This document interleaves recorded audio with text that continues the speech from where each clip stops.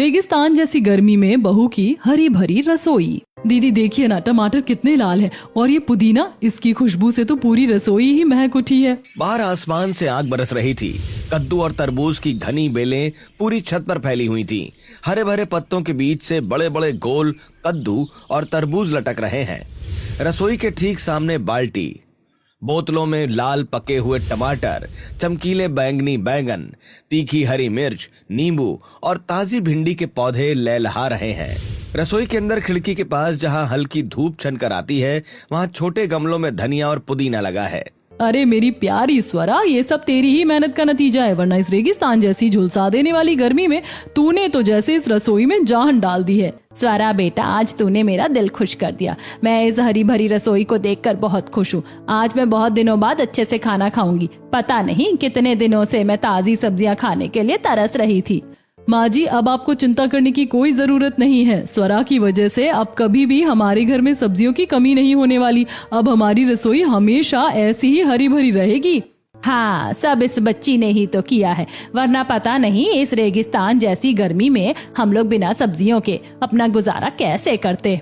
आखिर इस लड़की ने इस रेगिस्तान जैसी गर्मी में अपनी हरी भरी रसोई कैसे बनाई? ललिता और उसके परिवार वाले हरी भरी सब्जियों के लिए इतना तरस क्यों रहे थे?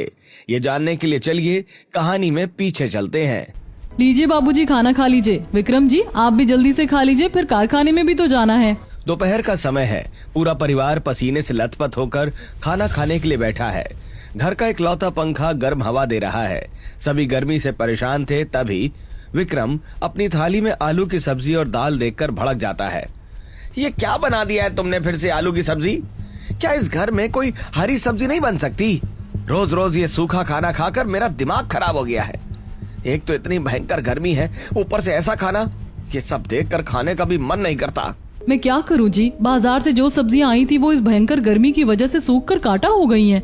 अरे विक्रम, तू पायल पर क्यों गुस्सा कर रहा है? कल ही तो मैं बाजार से चुन चुन कर सब्जी लेकर आई थी, पर इस कमबख्त गर्मी ने सारी सब्जियों का रस चूस लिया। सब सूख कर खराब हो गई हैं, मुझे कूड़े में फेंकनी पड़ी। जा जाकर रसोई में देख ले। विक्रम, इस बार गर्मी ने पिछले सारे रिकॉर्ड तोड़ दिए हैं। जो बना है उसी में संतोष कर और चुपचाप खा ले। खाने का मन तो मेरा भी नहीं है, पर बाबूजी सही कह रहे हैं। भाभी, थोड़ा अचार ही दे दो। पायल रोहन को अचार देती है। सभी खाना खाते हैं और फिर विक्रम कारखाने चला जाता है। कारखाने में भारी मशीनों की तेज आवाज आ रही थी। टिन की छत के नीचे भट्टी जैसी गर्मी थी। विक्रम और उसका एक दोस्त काम कर रहे थे। दोनों पसीने में नहाए हुए थे। क्या बात है विक्रम भाई, बड़े परेशान लग रहे हो। भाभी ने सुबह सुबह क्लास लगा दी क्या? अरे भाई मत पूछ, लगता है गर्मी के दिनों में तो इंसान को सब्जियां खाने को ही नहीं मिलेंगी। रोज वही आलू। बीवी ने सब्जी नहीं बनाई क्योंकि बाजार की सब्जियां सूख गईं। भाई, ये परेशानी हर घर की है। भाई, मुझे तो आलू मिले, मैं तो प्याज रोटी खाकर काम पर आया हूँ। अच्छा, तेरा छोटा भाई रोहन कहाँ है? पता नहीं यार, सुबह से काम पर लगा हुआ था। बेचारा इतनी गर्मी में सुबह से काम कर रहा है। विक्रम इतना कहता है, तभी रोहन बाहर से आ जाता है। वो पसीने से पूरी तरह भीग चुका था। वो चुपचाप अपनी मशीन के पास जाता है और लगन से काम करने लगता है।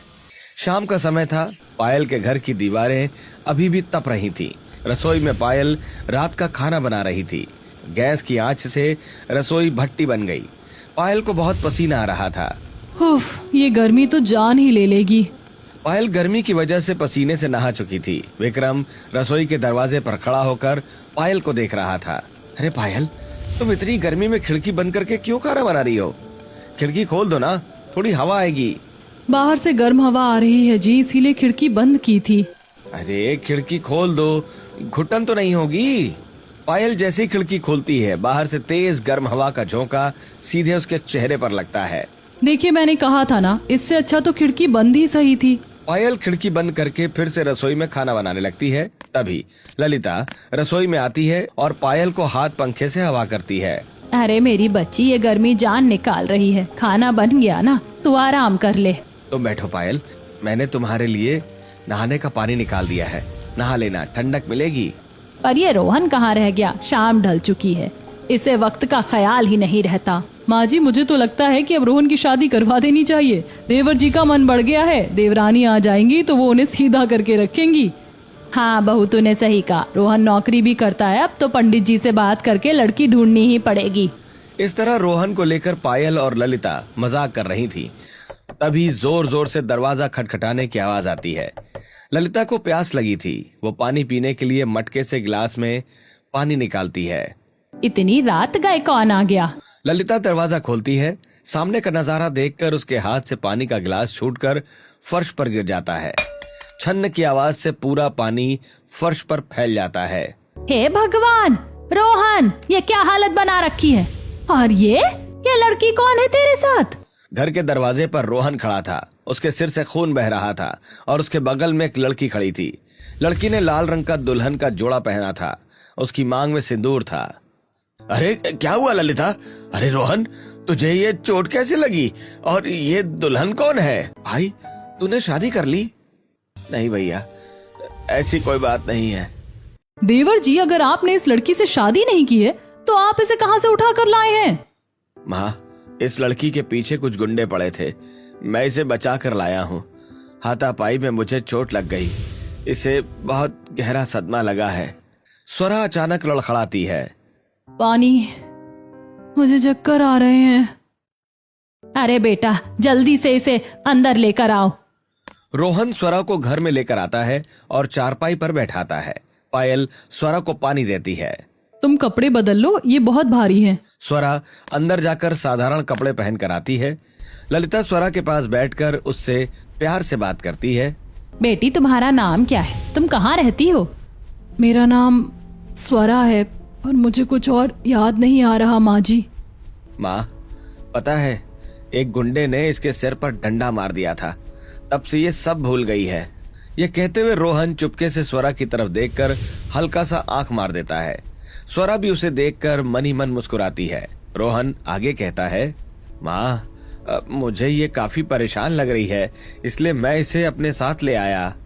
बेटा, तूने बहुत अच्छा किया जो इसे यहाँ ले आया। माँ जी, क्या मैं आप लोगों के साथ रह सकती हूँ? मुझे बहुत डर लग रहा है। हाँ बेटी, बिल्कुल रह सकती हो।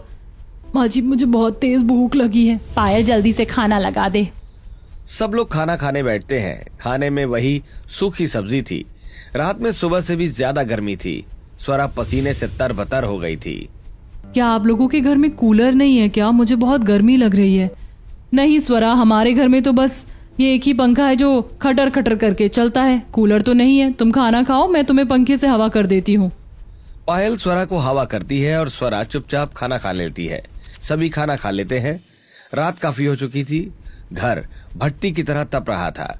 मोहन और ललिता चारपाई पर बैठे थे। मैं और रोहन के बाबूजी तो चारपाई पर सोते हैं, बाकी के लोग फर्श पर सोते हैं। पर स्वरा कहाँ सोएगी? मैं इसको बचा कर लाया हूँ, ये मेरे साथ ही सो जाएगी। ललिता और पायल एकदम से रोहन का मुंह देखने लगती हैं। आपका दिमाग खराब हो गया है क्या? बकवास कर रहे हैं। अपनी जुबान पर लगाम रख। पायल, एक काम कर, एक बड़ी सी चटाई बिछा दे। हम सब औरतें एक तरफ सोएंगी और मर्द लोग अपनी चारपाई पर उधर सोएंगे। सब अपनी अपनी जगह पर लेट जाते हैं। स्वरा गर्मी की वजह से बार बार करवटें बदल रही थी। ललिता उसे हाथ के पंखे से हवा करके सुलाने की कोशिश करती है। पायल ललिता के कान के पास आती है। माँ जी, कितनी अच्छी और प्यारी लड़की है ना, बिल्कुल शिकायत नहीं करती। रोहन जो पास ही लेटा था ये बात सुन लेता है। उसके चेहरे पर बड़ी सी मुस्कान आ जाती है।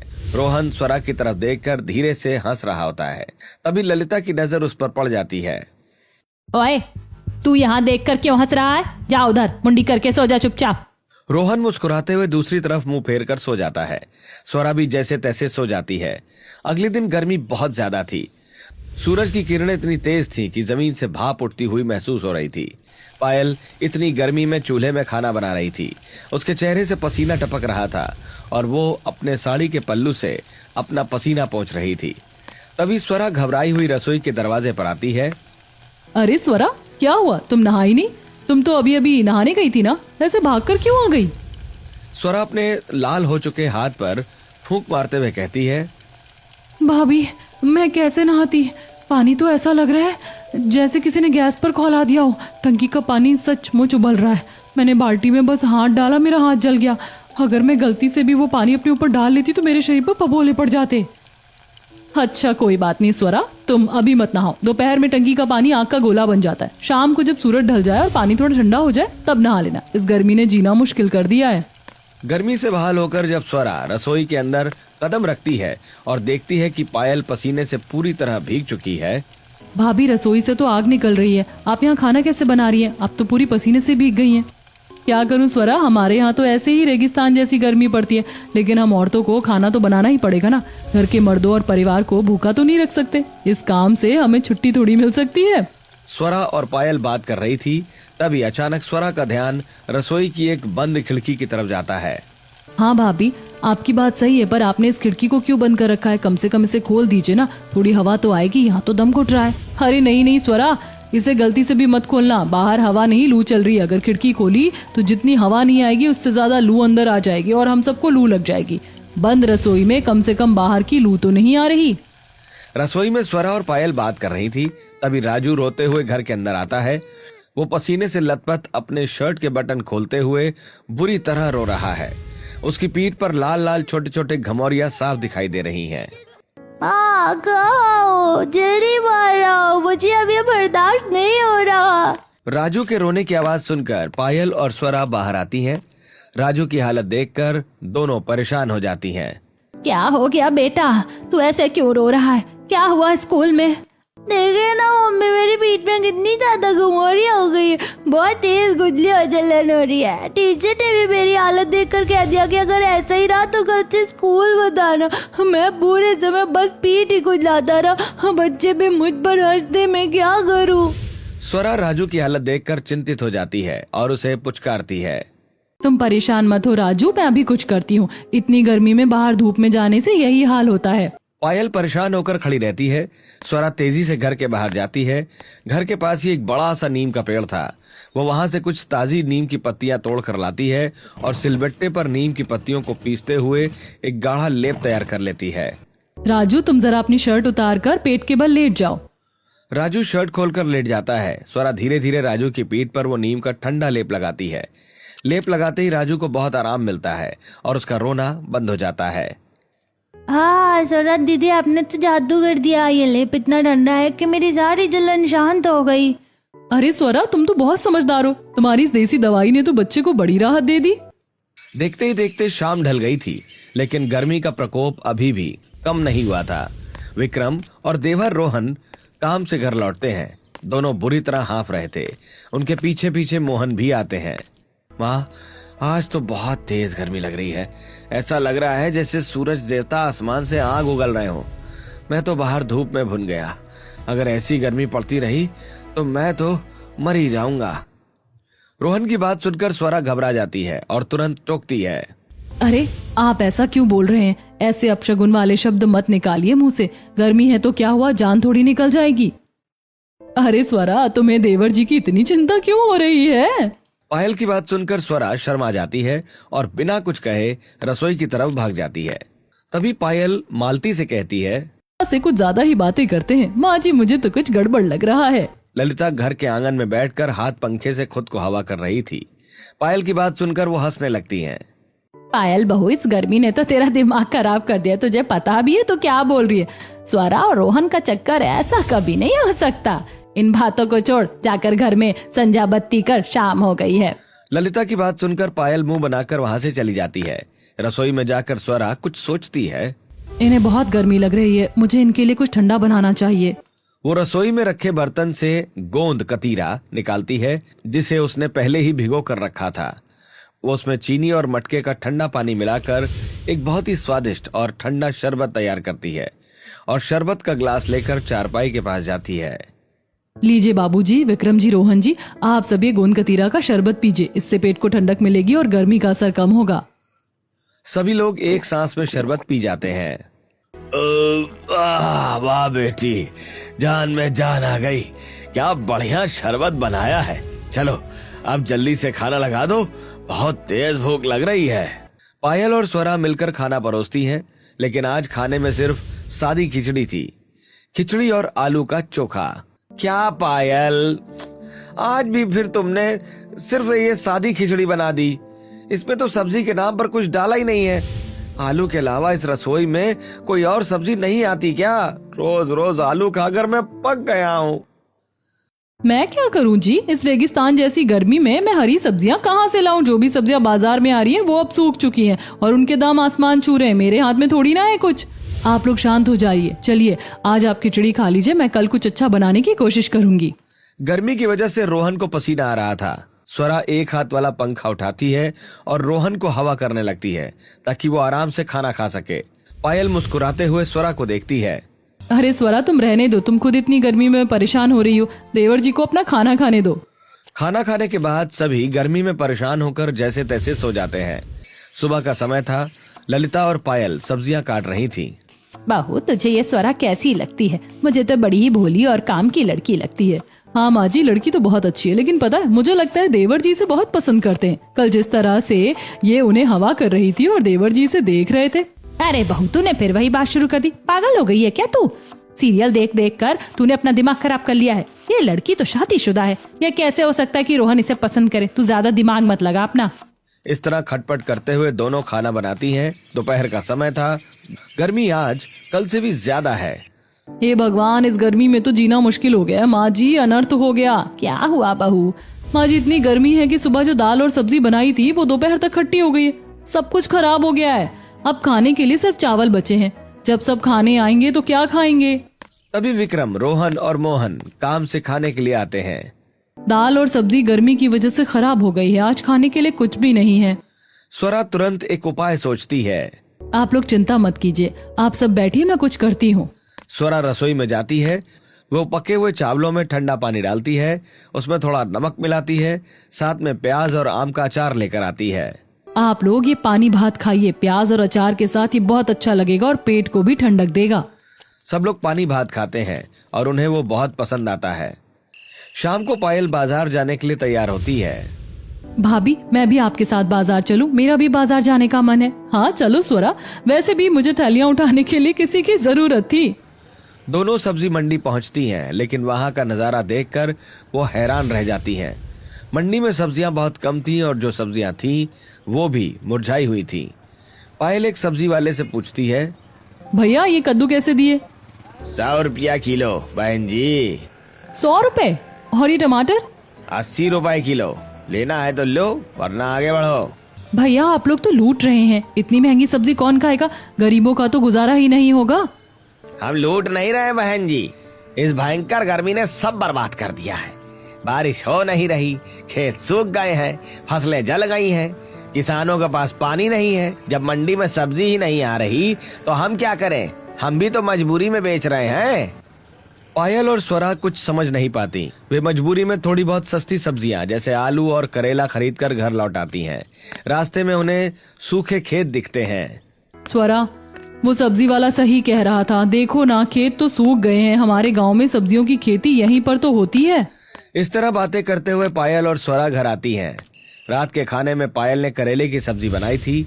सब लोग खाना खाने बैठते हैं। गर्मी की वजह से किसी को खाना खाने का मन नहीं था।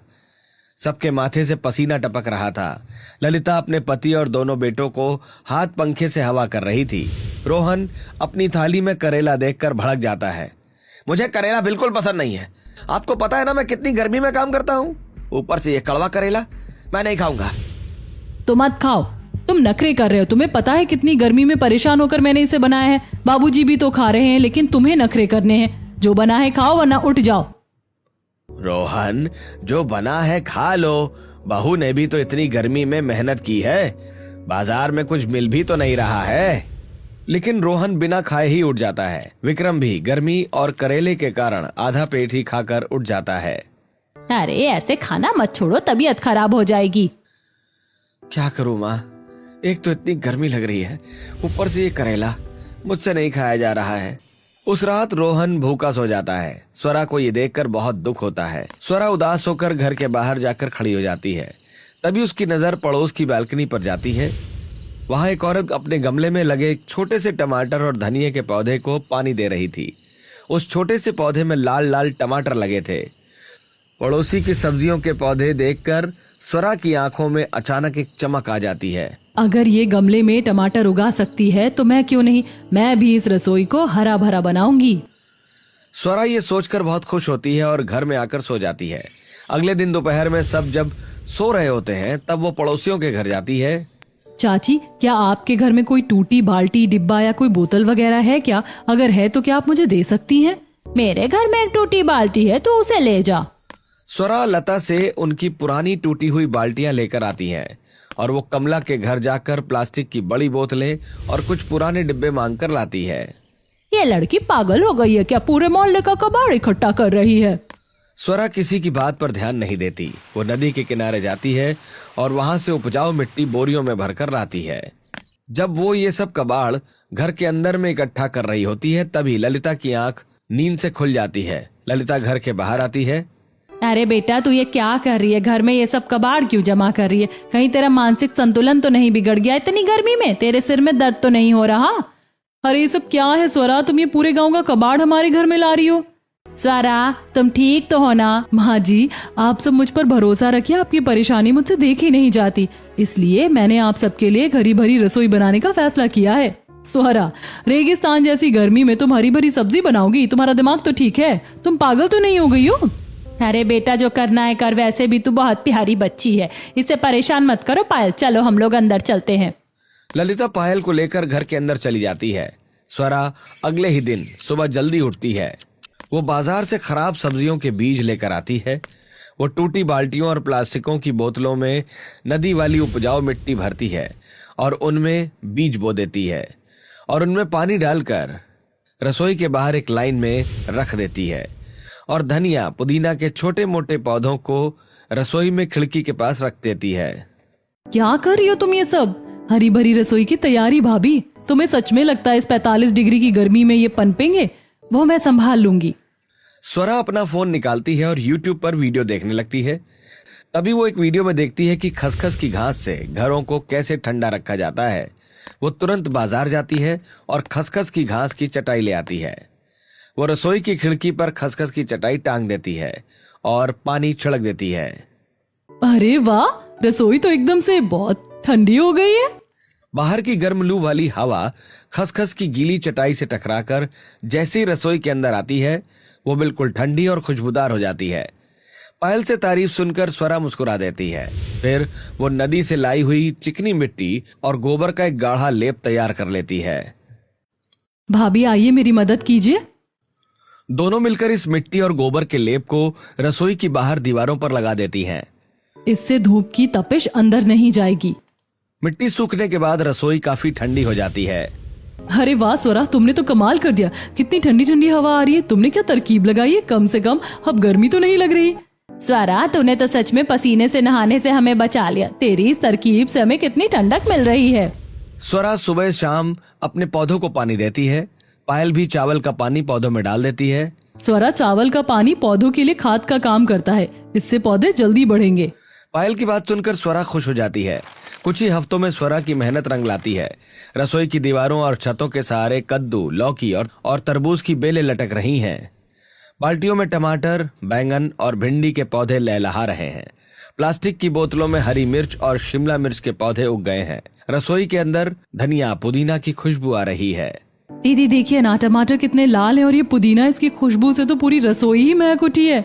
अरे मेरी प्यारी स्वरा, ये सब तेरी मेहनत का नतीजा है, वरना इस रेगिस्तान जैसी झुलसा देने वाली गर्मी में तूने तो जैसे इस रसोई में जान डाल दी है। सारा बेटा, आज तूने मेरा दिल खुश कर दिया। मैं इस हरी भरी रसोई को देखकर बहुत खुश हूँ। आज मैं बहुत दिनों बाद अच्छे से खाना खाऊंगी। पता नहीं कितने दिनों से मैं ताजी सब्जियां खाने के लिए तरस रही थी। माँ जी, अब आपको चिंता करने की कोई जरूरत नहीं है। स्वरा की वजह से अब कभी भी हमारे घर में सब्जियों की कमी नहीं होने वाली है। अब हमारी रसोई हमेशा ऐसी ही हरी भरी रहेगी। हाँ, सब इस बच्ची ने ही तो किया है, वरना पता नहीं इस रेगिस्तान जैसी गर्मी में हम लोग बिना सब्जियों के अपना गुजारा कैसे करते। स्वरा मुस्कुराती है और ताजी सब्जियां तोड़कर भिंडी की सब्जी बनाती है, टमाटर की चटनी बनाती है। पायल बहू, रसोई तो बहुत ठंडी है। आज हम लोग हरी भरी रसोई में ही खाना खाएंगे। पूरा परिवार आज रसोई में ही जमीन पर बैठकर खाना खाने का फैसला करता है। सभी खाना खाने के लिए बैठते हैं। वाह स्वरा बेटा, तुमने तो रेगिस्तान जैसी गर्मी में भी सच में हरी भरी रसोई बना दी और तुम्हारी उगाई सब्जियां तो बहुत ही टेस्टी हैं। हाँ स्वरा, ये सब्जियां तो बहुत टेस्टी और खाना भी बहुत अच्छा बना है। रोहन से तारीफ सुनकर स्वरा खुश हो जाती है। स्वरा और पायल अपनी रसोई से तोड़कर अच्छी सब्जियां बनाने लगी थी। ऐसे ही दिन गुजरते हैं। एक दिन लता और कमला ललिता के घर आती हैं। और ललिता बहन, तुम्हारी रसोई तो बाहर से बड़ी सुंदर लग रही है, पूरी हरी भरी रसोई। हमने तो इस लड़की को पागल समझा था, लेकिन ये तो बहुत सयानी निकली। हम भी थोड़ी सी सब्जी ले लें क्या? हाँ चाची, क्यों नहीं, आप लोग भी ले जाइए। स्वरा पड़ोसियों को सब्जी देती है। रात का समय था। रोहन और विक्रम एक बड़ा सा कूलर लेकर रसोई के दरवाजे पर आते हैं। अरे वाह, यहाँ तो बिना कूलर के ही इतनी ठंडक है। हमने सोचा था कि तुम्हें सोने में बहुत गर्मी लगती है, इसलिए हम लोग पैसे बचाकर ये कूलर ले आए। अच्छा है, अब हम लोग रात में चैन की नींद सो पाएंगे। सभी लोग कूलर देखकर बहुत खुश होते हैं और आराम से सो जाते हैं। सभी खाना खाते हैं और खाना खाने के बाद जब सभी लोग सोने जा रहे होते हैं, तब स्वरा रोहन से पूछती है, आपको कल खाने में क्या चाहिए? मुझे कद्दू का रायता खाना है। ठीक है, कल मैं आपके लिए कद्दू का रायता बनाऊंगी। अगले दिन स्वरा रसोई की छत से कद्दू तोड़कर रसोई में कद्दू का रायता बना लेती है और दोपहर में रोहन के आने का इंतजार कर रही थी। तभी दरवाजे पर किसी की दस्तक होती है। स्वरा दरवाजा खोलती है और सामने अपने पिता मदन माँ गीता को देखकर घबरा जाती है। चल स्वरा, हमारे साथ वापस गांव चल। नहीं, मैं आप लोगों के साथ कहीं नहीं जाऊंगी। मदन स्वरा का हाथ पकड़कर खींचने की कोशिश करते हैं। छोड़ दीजिए स्वरा को, आप लोग कौन है और इसे कहाँ लेकर जा रहे हैं? ये कैसी बदतमीजी है? मैं इसका पिता हूँ और मैं इसे वापस ले जाने आया हूँ। मैं इसे कहीं नहीं जाने दूंगा। देवर जी, आप स्वरा को कैसे रोक सकते हैं? उसके मम्मी पापा तो उसे लेकर जाएंगे ना। आपका इस लड़की पर क्या अधिकार है? ये मेरी पत्नी है, मैं इसे कहीं नहीं जाने दूंगा। रोहन की बात सुनकर उसके घर वाले हैरान हो जाते हैं। मम्मी पापा, मैं आप लोगों के साथ कहीं नहीं जाऊंगी। अगर आप लोगों ने मुझसे जबरदस्ती की तो मैं पुलिस को बुलाऊंगी। पुलिस की बात सुनकर स्वरा के मम्मी पापा चले जाते हैं। ये सब क्या हो रहा है? रोहन, तूने मुझसे इतना बड़ा झूठ बोला और ये स्वरा इतने दिनों से हमें धोखा दे रही थी। माँ जी, मेरे मम्मी पापा मेरी शादी जिस लड़के से करवा रहे थे वो लोग बहुत लालची थे। उन्होंने अपनी पहली बीवी को दहेज के लालच में मार दिया था। वे शादी के मंडप में स्कॉर्पियो गाड़ी मांग रहे थे। सब लोग ये सुनकर सन्न रह जाते हैं। मैंने उस आदमी से शादी करने से साफ इनकार कर दिया, लेकिन मेरे मम्मी पापा उसी से मेरी शादी करवाना चाहते थे। इसीलिए मैं घर छोड़कर भाग गई। उन गुंडों ने मेरा पीछा किया। जब मैं नदी किनारे छुप रही थी तब रोहन जी वहां आ गए। इन्होंने अपनी जान पर खेलकर मुझे इन गुंडों से बचाया। स्वरा रोहन के पीछे छिप गई थी। रोहन गुंडों के सामने सीना तान कर खड़े हो गया था। खबरदार, जो किसी ने इस लड़की को हाथ भी लगाया, तुम लोगों में कितना दम है, मैं भी देखता हूँ। गुंडे रोहन को पकड़कर मारते हैं, लेकिन रोहन बचते हुए एक गुंडे की मूंछ पकड़कर खींच लेता है और दूसरे को धक्का देकर गिरा देता है। फिर रोहन और स्वरा गुंडों को चकमा देकर भाग जाते हैं। अब गुंडे आपका पीछा नहीं करेंगे। आपको जहां जाना है आप जा सकती हैं। मेरे पास जाने के लिए कोई जगह नहीं है। आपने मेरी जान बचाई है। क्या आप मुझसे शादी करेंगे? ये कैसे? अगर आपने मुझसे शादी नहीं की तो मैं नदी में कूद कर अपनी जान दे दूंगी। स्वरा की जान बचाने के लिए रोहन स्वरा से शादी कर लेता है। सब लोग स्वरा की कहानी सुनकर भावुक हो जाते हैं। अरे बेटा, तूने मुझे पहले दिन ही क्यों नहीं बताया? माँ, मुझे डर लग रहा था कि पता नहीं जिस हालत में हमारी शादी हुई है आप लोग हमें अपनाएंगे भी या नहीं। अरे वाह, कितनी प्यारी देवरानी लेकर आए हैं देवर जी। हम तो ढूंढ कर भी आपके लिए इतनी अच्छी देवरानी नहीं ला पाते। माँ जी, मैंने कहा था ना, स्वरा और देवर जी का चक्कर चल रहा है, पर आपने तो मेरी बात ही नहीं मानी। हाँ पायल बहू तो सही कह रही थी। रोहन बेटा, हमें इस शादी से कोई दिक्कत नहीं है। मैं तो बहुत खुश हूँ। कितनी प्यारी बहू मेरे घर आई है। जो लड़की रेगिस्तान जैसी गर्मी में हरी भरी रसोई खिला सकती है, वो हमारे घर को भी हमेशा हरा भरा रखेगी। बातें बहुत हो गई। आप सबको भूख लग रही होगी। रोहन जी, आपका कद्दू का रायता तैयार है, चलिए खाना खा लेते हैं। पूरा परिवार उसी ठंडी खसखस की खुशबू वाली और बेलों से सजी हरी भरी रसोई में एक साथ बैठता है। बाहर लू चल रही है, लेकिन अंदर स्वरा का परिवार ताजी सब्जियों का स्वाद ले रहा है और बहुत खुश है।